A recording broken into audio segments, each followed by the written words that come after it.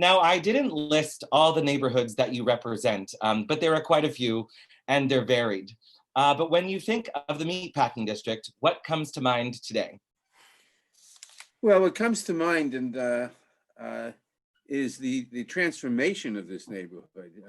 I remember when it was still meatpacking Of course. in the really old days, and now, of course, it became it got revitalized with the arrival of artists and people and creative people.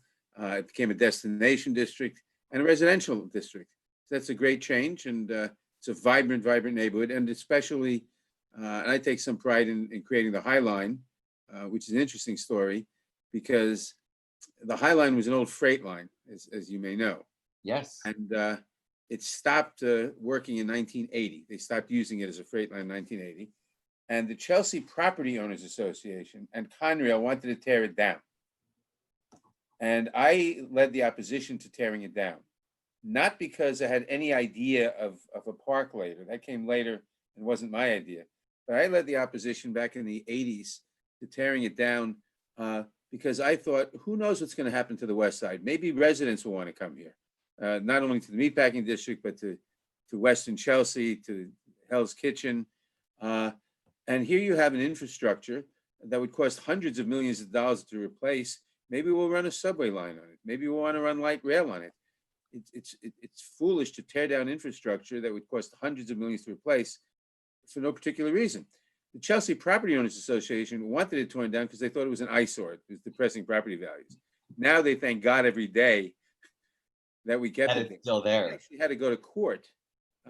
We went to federal court and we beat the Conrail on the question. And it was interesting because a number of the politicians, Borough President David Dinkins, supported us in not tearing it down. Mayor David Dinkins wanted to tear it down. But we won in court, and then a couple of people came up with the idea of it as a park, by which time it was obvious that we weren't going to use it for infrastructure, and I supported that, and it's been a great thing, obviously. And I think the interesting thing, the High Line was built as a mode of transportation, of infrastructure, and I think a lot of people, New Yorkers in particular, who go on the High Line, still use it as such. For me, it's a mode of transit. I use it to walk from one neighborhood to another, actually. So it's been transformed, but it still sort of serves its original purpose. Yes, it does, in a different way. Yeah, exactly.